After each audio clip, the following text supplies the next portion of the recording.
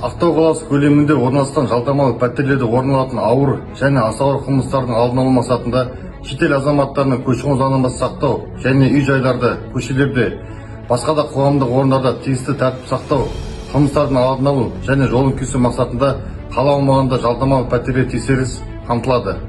Іс-шара барысында учаскелік полиция инспекторлары және кірістер басқармасының қызметкерлерімен қала көлемінде жалдамалы пәтерлерді заңдылығын тексеріп, тиісті органдарға жолданады.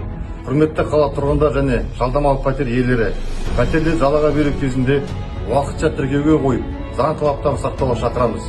Тіркеуге қоймаған тұлғалар бойынша әкімшілік жауапкершілік көзделгенін ескертеміз.